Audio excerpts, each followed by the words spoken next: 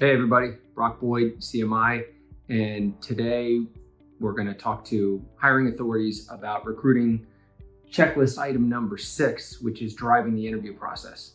So first and foremost, we refer back to step number 2 of this checklist, which is defining the interview process, which includes how many steps are there going to be, who's going to drive, or be the interview at each step, and what are the criteria, and make sure everybody's on the same page about that.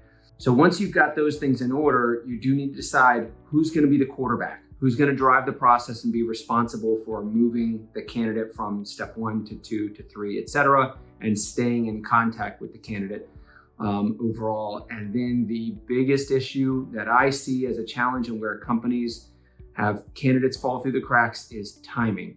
So the timing from when you make initial contact to when you schedule the first step, the timing from when you schedule the second step after the first. And this means both how quickly that second step happens, or the next step, let's say. So if they have an initial step, or let's say that you make contact, they send a resume, or you make initial contact that's established, there's interest on the part of the candidate and interest on the part of you of the company to interview the person.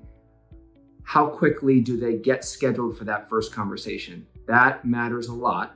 People's enthusiasm for opportunities is always going to be the highest, immediately after initial contact or immediately after the last conversation happened. So then after the first conversation, how quickly you reach out to schedule the second one, even if the second conversation is going to be a week away or 2 weeks away, if for some reason necessary, the faster you reach out to schedule that next step, the better. And then the timing in between those steps absolutely matters.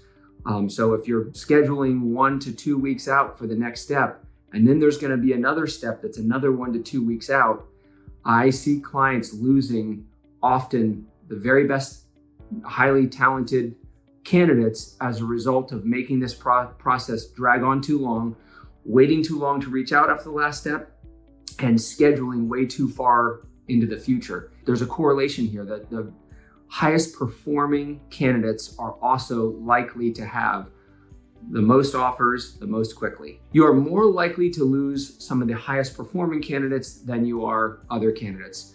When you make the process too long, you wait too long to reach back out, you have too long in between steps, etc. So anyhow, checklist item number 6 is driving the interview process. Make sure you're doing that optimally. Refer back to step number 2. Which is how many steps, who's going to drive those steps, and on the who's going to drive those steps, or be in each step, also needs to include who's going to be the quarterback. And don't forget about timing. It is critical to keeping the interest level of the candidates you're most interested in addition to not just simply losing them to timing overall. That's it for this week.